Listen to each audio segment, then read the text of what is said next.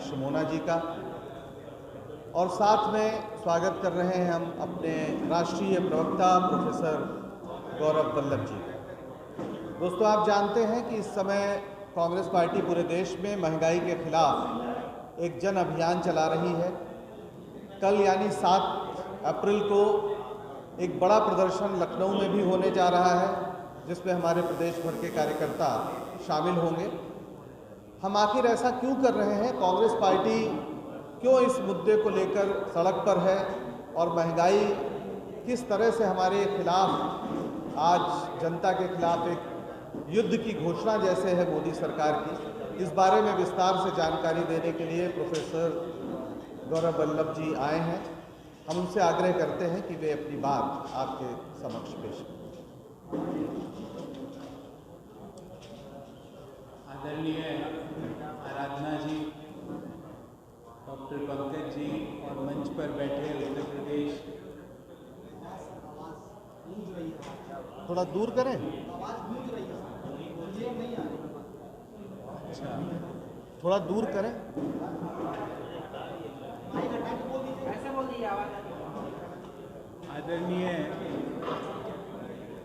आदरणीय आराधना जी, अरे आप लोग तय कर लीजिए, थोड़ा दूर रखें। आदरणीय आराधना जी, डॉक्टर पंकज जी और मंच पर बैठे उत्तर प्रदेश प्रदेश कांग्रेस कमेटी के मेरे साथियों, हम सब की ओर से मैं आप सबको इस विशेष प्रेस वार्ता में अभिनंदन करता हूं और आप सबको सादर नमस्कार करता हूं। साथियों, क्या चुनाव की जीत आम हिंदुस्तान के लोगों के जेब पर डाका डालने का लाइसेंस देती है? क्या भारत के संविधान में ये व्यवस्था की गई? क्या महंगाई मोदीवाद का एकमात्र आउटपुट है? जो मोदीनॉमिक्स है, क्या मोदीनॉमिक्स का एक ही आउटपुट है, जनता को लूटो, जनता पे महंगाई का मार डालो?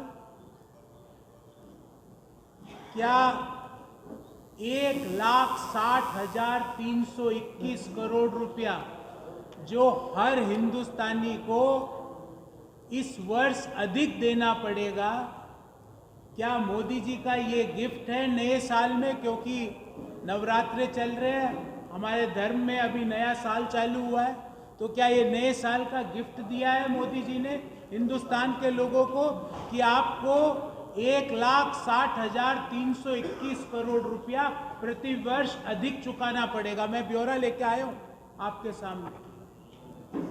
क्या हिंदुस्तान के अन्नदाताओं को, जो उन्होंने 3 काले कानूनों को वापस लेने का जो आंदोलन किया था, उसकी वजह से आज पोटाश हो या यूरिया का बैग हो या डीएपी खाद हो, सबके मूल्यों में इस कारण से वृद्धि की गई है? मैं सिलसिलेवार एक एक बिंदु पर आपका ध्यान आकर्षित करूंगा साथियों। पहले आते हैं 62 करोड़ अन्नदाताओं को टैक्स के बोझ के नीचे कुचला जा रहा है। जो 50 किलो की डीएपी खाद का बैग जो 1200 रुपये प्रति बैग था, वो 1350 रुपये प्रति बैग कर दिया गया। जो नाइट्रोजन पोटाश का बैग 50 किलो का 1290 था, उसको 1400 रुपये कर दिया गया। अगर हम वर्तमान कंजम्पशन को देखें तो किसानों को डीएपी के ऊपर 3600 करोड़ रुपए का अतिरिक्त बोझ होगा और पोटाश की वजह से 3740 करोड़ का अतिरिक्त बोझ होगा। क्या ये न्यू ईयर गिफ्ट है? दूसरा, रोज सुबह होती है, हम चाय पीते हैं तो एक मोदी जी का गुड मॉर्निंग मैसेज आता है। हम व्हाट्सएप में एक दूसरे को गुड मॉर्निंग, नमस्कार, सुप्रभात का मैसेज करते हैं। मोदी जी का गुड मॉर्निंग मैसेज आता है जिसमें लिखा होता है आज पेट्रोल डीजल 80 पैसे और बढ़ गया। ये गुड मॉर्निंग मैसेज से हिंदुस्तान के लोग इतने भयभीत हो गए हैं कि पिछले 16 दिनों में 14 बार पेट्रोल और डीजल के दामों में बढ़ोतरी की गई। और अगर हम इन टोटल बढ़ोतरी को देखें तो पिछले 14 दिनों में मात्र 10 रुपये प्रति लीटर पेट्रोल और 10 रुपये प्रति लीटर की दर से डीजल बढ़ा दिया गया। क्या ये चुनाव में जीत का एक लाइसेंस था कि आप चुनाव में जीत के बाद 10 रुपये प्रति लीटर पेट्रोल के और 10 रुपये प्रति लीटर डीजल के बढ़ा दो? क्या हिंदुस्तान के लोगों ने ये लाइसेंस दिया है कि महंगाई से उनको त्रस्त कर दिया जाए? क्या गुड मॉर्निंग टैक्स के रूप में रोज पेट्रोल और डीजल के भाव बढ़ा दिए जाते हैं?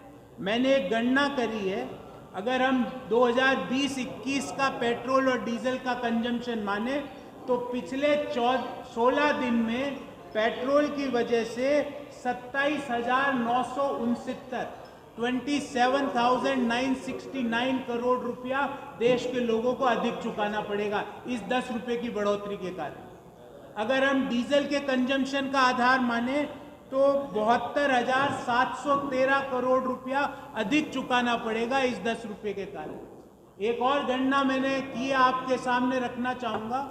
पिछले 8 सालों में मोदी जी ने पेट्रोल और डीजल के ऊपर टैक्स लगाकर टोटल 26.51 लाख करोड़ रुपया एकत्रित किया। 26.51 लाख करोड़। हिंदुस्तान में 26 करोड़ परिवार रहते हैं, अर्थात प्रति परिवार ने पिछले 8 सालों में पेट्रोल और डीजल भरवा के 1 लाख रुपया प्रति वर्ष भारत की सरकार को दिया। Fuel tax in our country is 1 lakh rupees. हर हिंदुस्तान के परिवार ने पिछले 8 सालों में 1 लाख रुपया फ्यूल टैक्स के नाम से दिया है। और किसान को क्या मिलता है? 6,000 रुपये। मोदी जी 94,000 रुपये कहाँ गए जो हम दे रहे हैं? फ्यूल टैक्स, इनकम टैक्स को छोड़ दीजिए, जीएसटी को छोड़ दीजिए और स्टेट टैक्सेस को छोड़ दीजिए, सिर्फ फ्यूल टैक्स के नाम से 1 लाख रुपया पिछले 8 सालों में हिंदुस्तान के हर परिवार ने मोदी जी को दिया है। मोदी जी आपने वापस क्या दिया? आप उसका ब्यौरा दीजिए। ये फ्यूल टैक्स जा कहाँ रहा है, देश ये पता लगाना चाहता है। फिर तीसरी एलपीजी पे आते हैं। मार्च 2021 से लेकर अब तक एलपीजी के दामों में 140 रुपये 50 पैसे की वृद्धि हुई है प्रति सिलेंडर। तो अगर हम इसका टोटल अमाउंट देखें तो 27,095 करोड़ रुपया एक्स्ट्रा हिंदुस्तान की गृहिणियों को चुकाना पड़ रहा है एलपीजी सिलेंडर पे। और पिछले 1 साल का ही ब्यौरा दे रहा हूं। फिर आ जाते हैं सीएनजी पर। पिछले 1 सालों में सीएनजी के दामों में 23 रुपये 21 पैसे प्रति किलो की वृद्धि की गई है 1 साल में। ये सिर्फ 1 साल का डाटा दे रहा हूं। 1 साल में 23 रुपये 21 पैसे सीएनजी के दाम प्रति किलो बढ़े। अगर हम सीएनजी के उपभोग को इसमें गुणा कर दें तो 8,124 करोड़ रुपये देश के लोग सीएनजी पर ज्यादा चुका रहे हैं। फिर आ जाते हैं PNG, piped natural gas. PNG पर 961 करोड़ रुपया पीएनजी के भाव में जो वृद्धि हुई है उसकी वजह से ज्यादा चुका रहे। फिर आ जाते हैं टोल टैक्स पर। टोल टैक्स जो नया साल आया हमारा, उस नए साल से हमको एक नए न्यू ईयर गिफ्ट मिला है कि टोल टैक्स जो राजमार्गों पर जो टोल टैक्स लगता है वो 10 से 18% बढ़ा है। और इस 10 से 18% की वृद्धि के कारण 6,120 करोड़ रुपया अतिरिक्त हमें सड़कों पे आने जाने के लिए चुकाना पड़ेगा।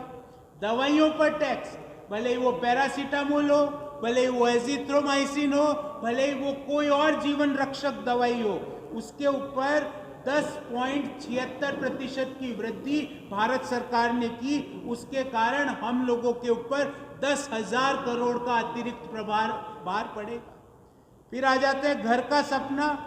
हुआ महंगा, भले आप सीमेंट ले लो, स्टील ले लो, कंक्रीट ले लो, आप कोई भी चीज ले लो, उसके मूल्यों में 22% से लेके 35% की वृद्धि पिछले 3 से 4 महीने में हुई है। फिर आते हैं होम लोन। होम लोन लेना और महंगा हो गया है। 1 अप्रैल से जो होम लोन के ऊपर पहले घर खरीदने पे जो 1.5 लाख की अतिरिक्त रियायत मिलती थी, वो भारत सरकार ने वापस ले ली। फिर पीएफ खाते पर, हमारी पीएफ खाते पर अब टैक्स और देना पड़ेगा। ये व्यवस्था 1 अप्रैल से लागू कर दी गई है। फिर आधार को पैन से लिंक नहीं कराया तो 500 या 1000 रुपये का जुर्माना दो। आधार बनाने की लागत है 107 रुपये, पैन कार्ड की बनाने की लागत 107 रुपये। अगर लिंक नहीं कराया तो 500 या 1000 रुपये का जुर्माना। कार अगर खरीदने का कुछ पैसा बच जाए आपके पास, तो कोई भी, हर कार कंपनी ने 1 अप्रैल से अपने दामों में वृद्धि करी और कारण बताया कि सीमेंट के दाम आसमान को छू रहे, स्टील के दाम आसमान को छू रहे। फिर TV, AC, refrigerator, LED, mobile की कीमतों में 30% ड्यूटी लगा के ये सारे जो मध्यम आय वर्गीय व्यक्ति उपभोग करता है, जो एक छात्र उपभोग करता है, उनकी लागत में वृद्धि हो गई। अब इन सब का अगर हम जोड़ करें तो हर साल हिंदुस्तान के लोगों को 1,60,321 करोड़ रुपए अतिरिक्त चुकाने पड़ेंगे, क्योंकि 10 रुपये प्रति लीटर पेट्रोल बढ़ गया, 10 रुपये प्रति लीटर डीजल बढ़ गया, 141 रुपये 50 पैसे एलपीजी के सिलेंडर में वृद्धि हुई। पिछले 1 साल में 23 रुपये 21 पैसे प्रति किलो की वृद्धि हुई। सीएनजी के दाम में 10.5 से 11% की वृद्धि हुई। जीवन रक्षक दवाइयों के दाम में 10 से 18% की वृद्धि हुई। टोल टैक्सेस पर तो मोदी जी, क्या आपके लिए सिर्फ चुनाव ही एक इवेंट है? 137 दिन जब चुनाव चल रहे थे उत्तर प्रदेश, उत्तराखंड और अन्य 3 राज्यों में, 137 दिन तक तेल की कीमतों में 1 पैसे की वृद्धि नहीं हुई। क्या सिर्फ चुनाव ही हिंदुस्तान के लोगों को महंगाई से बचा सकते हैं? और चुनाव के रिजल्ट आए उसके 2 दिन बाद आप रोज गुड मॉर्निंग टैक्स दे रहे हो हिंदुस्तान के लोगों को।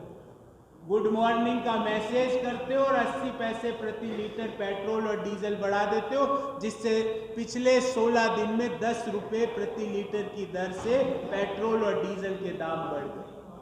तो क्या हमें अगर महंगाई से निजात चाहिए तो क्या हमें 24/7 365 डेज चुनावी मोड पे ही रहना है? जब ही हिंदुस्तान के लोगों को महंगाई से निजात मिल सकता है, या और भी कोई तरीका है? इसके लिए कांग्रेस पार्टी देशव्यापी आंदोलन कर रही है। उत्तर प्रदेश में भी प्रदेश कांग्रेस कमेटी पूरी ताकत के साथ हर जिला स्तर पर बड़ा आंदोलन कर रही है, और ऑल इंडिया कांग्रेस कमेटी की ओर से हर राज्य के राजधानी पर इस संबंधित विशेष प्रेस वार्ता का आयोजन किया जा रहा है। उसी संदर्भ में मैं आज लखनऊ में आपके सामने उपस्थित हुआ।